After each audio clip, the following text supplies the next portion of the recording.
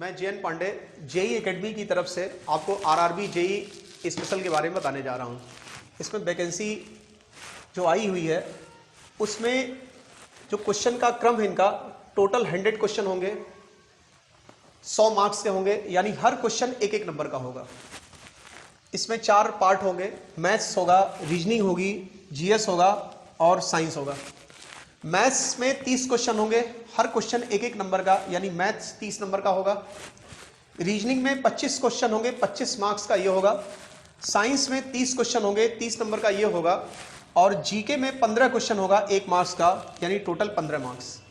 100 question होंगे, 100 marks का होगा और टोटल ड्यूरेशन है 90 मिनट। 90 मिनट के अंदर आपको 100 क्वेश्चन करना होता है, यानी अगर आप देखिए तो एक क्वेश्चन पर आपको लगभग 54 सेकंड आपको मिल रहा है। तो आपको क्वेश्चन की संख्या एक तरह से ज़्यादा है, समय आपके पास कम है, 1 मिनट से भी कम समय है। बहुत से स्टूडेंट्स लगाते हैं भाई, हालांकि 54 सेकंड बहुत समय होता है। एक क्वेश्चन पर पता चला वो 3-4 मिनट भी बर्बाद कर सकते हैं। उसी समय को कैसे मैनेज किया जाएगा, यही आपको यहाँ पे बताना है सब कुछ। और आप अगर यहाँ पे तैयारी करते रहेंगे सब कुछ आपको मिलता रहेगा। और कुछ वीडियोस हैं जो हमारे संडे आते रहेंगे, आपको सब कुछ सारी स्ट्रेटजी कैसे बड़े बड़े प्रश्नों को छोटे में लगाया जाता है। जैसे मैंने आपको मैथमेटिक्स है, मैथ में आप चाहें तो बहुत समय बचा सकते हैं। 30 क्वेश्चन है, 30 क्वेश्चन यानी 30 क्वेश्चन 30, अगर आप 54 सेकंड के हिसाब से लेंगे तो काफी समय हुआ। हम आपको 10-10, 15-15 सेकंड में जवाब देंगे। 10-10, 15-15 सेकंड में हर प्रश्न का जवाब आपको मिलता जाएगा, तो यहां से टाइम बचा। रीजनिंग में भी ऐसे ही कुछ आपको टाइम बचेगा। तो ये सारे टाइम का यूज फिर आप इधर करिए, या किसी पेपर को पहले बिफोर करके बैठ जाइए, क्या करना उसके बाद आप जहां भी मिलाना होगा मिलाएंगे। तो इसी में क्रम में एक जैसे कुछ मैथमेटिक्स की टॉपिक होती हैं, जैसे मैथ्स हम आपको पढ़ाएंगे। मैथ्स में कुछ ऐसे टॉपिक होते हैं जहां से क्वेश्चन लगातार बदले जाते हैं। अगर आप उस बदलाव में शामिल नहीं हो पाते तो आपको दिक्कत होती है। जैसे कुछ रटे रटाए प्रश्न आपके हैं, तो ऐसा तो है नहीं कि हर क्वेश्चन रटा रटाया आएगा या उसी मेथड का आएगा जिसे आप करना जानते हैं। इसमें 4-5 टॉपिक ऐसे हैं अंकगणित में खासकर, जैसे प्रतिशत हुआ, लाभ हानि हो गई, काम समय चाल समय हो गया, ब्याज वगैरह हो गया। मेंसुरेशन में तो कोई बहुत बड़ा चेंज नहीं है, लेकिन इन सभी चीज़ों में बहुत ज़्यादा चेंज होता है। तो ऐसे चेंज में स्टूडेंट कैसे क्वेश्चन करे, कम समय में अधिक से अधिक क्वेश्चन अटेम्प्ट करे, और सही होना चाहिए। सबसे बड़ी बात तो सही भी होना चाहिए। तो उसको कैसे सही करेगा, वही चीज़ आपको हम इस वीडियो के माध्यम से सब बताएंगे, और धीरे धीरे हम बताते भी जाएंगे। और क्लास में तो क्लास चल ही रहा है। तो इसमें जैसे मैथमेटिक्स में पहला जो टॉपिक है आपकी, इसमें प्रतिशत की टॉपिक है। पहला है परसेंटेज, जिसे आपको बहुत विशेष पढ़ना होता है, क्योंकि प्रतिशत से आधारित लाभ हानि है, उसी पे आधारित डिस्काउंट है, और बहुत सी चीजें ऐसी हैं। मेंसुरेशन लगभग बहुत से उसके क्वेश्चन होते हैं जो परसेंटेज पर बेस्ड होते हैं। तो आइए देखिए, प्रतिशत में कुछ ऐसे क्वेश्चन उठाए जाएं जो मेंसुरेशन को भी कवर करें और प्रतिशत को भी कवर करें। जैसे मान लीजिए आपको एक क्वेश्चन दिया गया कि भाई जैसे x% का मतलब क्या होता है, x/100। परसेंट का अर्थ है x/100। परसेंटेज में x प्रतिशत का अर्थ होगा x/100। x/100 25%, 25/100। अगर इसको भिन्नात्मक रूप देना होगा तो 25 एकम 25, 25 चौके 100। मान लिया 60% आपके सामने आ गया, तो ये होगा 60/100, यानी 20×3 60, 20×5 100। ये प्रतिशत है, इधर भिन्न है। प्रतिशत को भिन्न में बदलने के लिए आपने 100 से डिवाइड किया, मतलब 100 से भाग दिया जाता है। किसी भी परसेंटेज को किसी भी फ्रैक्शन में चेंज करना होगा, किसी भी परसेंटेज को फ्रैक्शन में चेंज करने के लिए 100 से भाग दिया जाता है। और जस्ट इसका उल्टा होगा, जैसे मान लीजिए दे दिया गया आपको 3/4 को प्रतिशत में बदलिए, 3/4 को प्रतिशत में बदलो। तो आप देखिए भिन्न को प्रतिशत में बदलने जा रहे हैं। किसी भी फ्रैक्शन को परसेंटेज में चेंज करने के लिए आप उसमें 100 से मल्टीप्लाई करते हैं। 3/4 × 100, 4 से काटेंगे 25 आएगा, 25×3 75% हो गया। जैसे फ्रैक्शन के रूप में 3/4 है, कभी कभी फ्रैक्शन के रूप में जैसे आ गया 0.2, ये भी फ्रैक्शन है, अगर देखा जाए तो ये भी फ्रैक्शन है। 0.2 को मान लिया प्रतिशत में बदलना है, 0.2 को प्रतिशत में बदलो, तो 0.2 को प्रतिशत में बदला जाएगा, तो यहां हो जाएगा 0.2 इंटू 100 इज इक्वल टू 20%। तो देखिए फ्रैक्शन का मतलब होगा अगर कोई चीज x बटे y के रूप में हो, भिन्नात्मक रूप में हो, या पॉइंट के रूप में हो, 0.2, 0.24, 0.53, जैसे कहा गया 0.53 मल्टीप्लाइड बाई 100, ये हो गया आपका 53%। देखिए ये सब तो न्यूमेरिकल क्वेश्चन है, और आजकल कुछ ऐसे भी क्वेश्चन होते हैं जो थ्योरेटिकल रूप में आते हैं। आपको एक क्वेश्चन बताया जाए तो उससे कई टॉपिक कवर हों। तो इसी क्रम में एक क्वेश्चन हम आपको दे रहे हैं, जैसे कहा गया एरिया से संबंधित है, किसी आयत की लंबाई को 20% बढ़ा दिया गया तथा चौड़ाई को 30% बढ़ा दिया गया, तो आयत के क्षेत्रफल में क्या प्रतिशत परिवर्तन होगा, यही क्वेश्चन आपके सामने आ गया। जैसे किसी रेक्टेंगल की लेंथ जो है 20% बढ़ा दी गई, चौड़ाई भी 30% बढ़ा दी गई, उसकी जो ब्रेथ है वो 30% बढ़ा दी गई, तो उसके एरिया में क्या परिवर्तन होगा, उसके क्षेत्रफल में क्या प्रतिशत परिवर्तन होगा।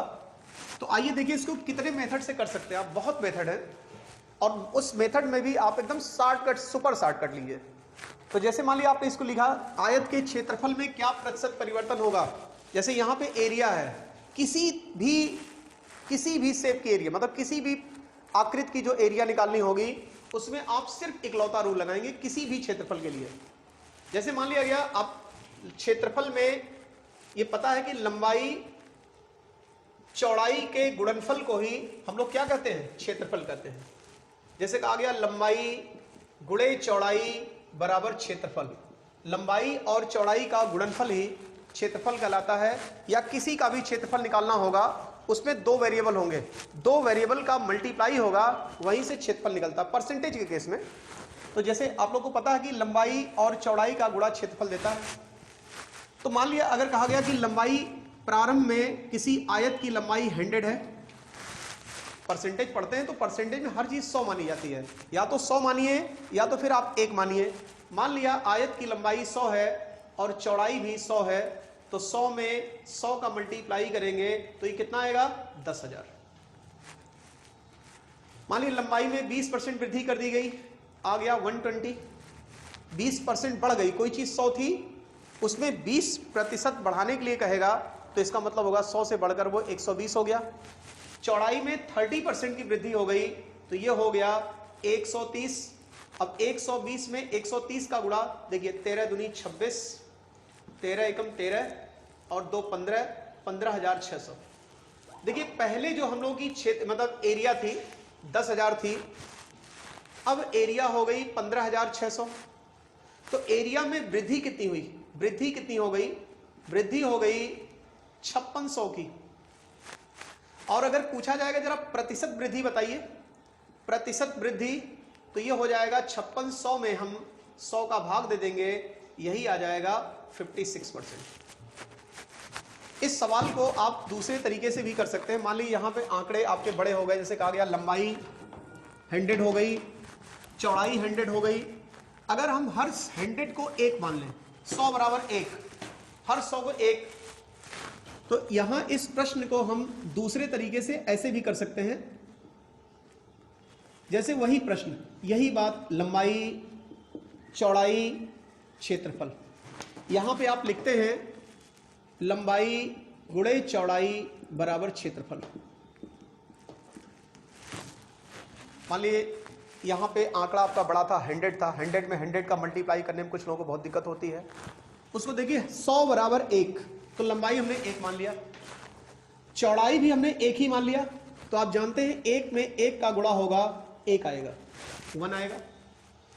उसी क्रम में अगर कहता है कि लंबाई में 20% की वृद्धि हो गई, लंबाई में 20% की वृद्धि हो गई, तो यहां पे आप लिखेंगे 1.2। 120 को 1.2 लिखा जाएगा, चौड़ाई को 1.3 लिखा जाएगा, और 12 में 13 का गुणा 156 होता है, तो ये 1.56 हो जाएगा। ये देखिए 1 अंक दशमलव, 1 अंक दशमलव, 2 अंक दशमलव लग गया यहाँ पे। आप इसको लिखेंगे, वृद्धि कितने की हुई? वृद्धि हो गई 1.56 में से 1 घटाइए, पहले क्षेत्रफल 1 था, अब 1.56 हो गया, सीधा हो गया वृद्धि 0.56 की, इसलिए प्रतिशत वृद्धि बराबर 0.56 इंटू 100। जब कोई चीज भिन्नात्मक रूप में आती है तो उसको प्रतिशत में बदलने के लिए 100 से मल्टीप्लाई करते हैं, तो यही आ गया आपका 56%। और जब आप लोगों की अच्छी खासी इस पर प्रैक्टिस हो जाती है तो एक तीसरा मेथड हमारा यूज करते हैं, थर्ड मेथड। जब अच्छी प्रैक्टिस होगी तब भाई आप लोगों के दिमाग में एक एक एक चलेगा ही, 1 1। लंबाई में 20% की वृद्धि हुई, हम कहेंगे सीधा 1.2। चौड़ाई में 30% की वृद्धि 1.3, 1.56 आ गया। स्टूडेंट देखते ही बता देता है कि 0.56 यानी 56% की वृद्धि हो गई। यहां पे वृद्धि कितनी हो गई? वृद्धि बराबर 0.56 की, प्रतिशत वृद्धि बराबर 56%। ये सब सवाल होंगे। आइए देखिए, इसी पर अगर हम आपको आयतन से संबंधित कोई क्वेश्चन बता दें, जैसे मान लीजिए ये आपका एरिया से संबंधित क्वेश्चन था। क्षेत्रफल में दो चीजें होती हैं, लंबाई और चौड़ाई। आयतन में क्या होगा? आयतन में लंबाई चौड़ाई के साथ साथ ऊंचाई भी होती है, 3 डायमेंशनल होता है वो। 3 डायमेंशनल में लंबाई चौड़ाई और क्षेत्रफल तो होता ही, लंबाई और चौड़ाई का गुणा क्षेत्रफल, और क्षेत्रफल में अगर हम ऊंचाई का गुणा कर देंगे तो वो आयतन में कन्वर्ट हो जाता है। तो आयतन में 3 डायमेंशनल होता है। तो जैसे मान लीजिए कोई प्रश्न दिया गया कि किसी घनाभ की लंबाई में 20% की वृद्धि हो गई। जैसे एक घनाभ है, उसकी लंबाई में 20% की वृद्धि हो गई, चौड़ाई में 10% की कमी हो गई। यहां पे ये वृद्धि हो रही है, चौड़ाई में 10% की कमी हो गई, और ऊंचाई में 30% की वृद्धि हो गई। तो इसके आयतन में क्या प्रतिशत परिवर्तन होगा? आयतन में क्या प्रतिशत परिवर्तन होगा? यही है सवाल। आयतन के लिए किसी घनाभ की लंबाई में 20% की वृद्धि हो गई, चौड़ाई में 10% की कमी हो गई, ऊंचाई में 30% की वृद्धि कर दिया जाए, तो आयतन में कितने प्रतिशत का परिवर्तन होगा? अब फिर वही बात, यहां पे लंबाई, चौड़ाई, ऊंचाई और यहां पे आयतन लिखते हैं। देखिए, लंबाई गुणे चौड़ाई गुणे ऊंचाई बराबर आयतन होता है। लंबाई, चौड़ाई, ऊंचाई, आयतन। लंबाई 1 है, चौड़ाई भी 1 है, ऊंचाई भी 1 है। मान लिया वह घनाभ है, क्यूबॉइड है, जिसकी लेंथ 1 है, ब्रेथ 1 है और हाइट 1 है। तो LBH यही आयतन होता है। 1 गुणे 1 गुणे 1 बराबर कितना होगा? 1। और देखिए, लंबाई में जब 20% की वृद्धि की जाएगी तो देखिए यहां पे 100 बराबर 1 माना गया था। अगर लंबाई 1 है तो 1 में 20% की वृद्धि को 1.2 लिखा जाता है। चौड़ाई में 10% की कमी, 10% की कमी को आप क्या लिखेंगे? 0.9 लिखेंगे। 10% कम मतलब 90, 100 से 90 हो गया घट करके। फिर ऊंचाई में 30% की वृद्धि को 130 लिखा जाएगा, और यहां हो जाएगा हमारे हिसाब से 1.3। भाई 100 बराबर 1 होता है तो 130 को 1.3 लिखा जाएगा। अब आप तीनों का मल्टीप्लाई करिए। कैसे करेंगे? देखिए, ये दो का मल्टीप्लाई करेंगे, 9 दूनी 18, 9 एकम 9, 1 10। यहां पे हो गया 1.08। इसमें फिर 13 का गुणा करेंगे, इसमें 1.3 का 13 अट्ठम 104, फिर 0, ये हो गया तो आपका 0। अब 13 एकम 13, 13 अट्ठम 104, और ये हो गया 0 हो गया, 13 अट्ठम 104, ये हो गया 10, 13 0 0 हो गया, 1 बचा, 13 एकम 13, 1 14। 1.404 पहले आयतन 1 था, अब आयतन 1.404 हो गया। यहाँ पे वृद्धि कितनी हुई? वृद्धि 0.404 की, इसलिए प्रतिशत वृद्धि बराबर 0.404 गुणे 100, यानी 40.4% आयतन में वृद्धि हो गई। हो गया? और दें एक आपके पास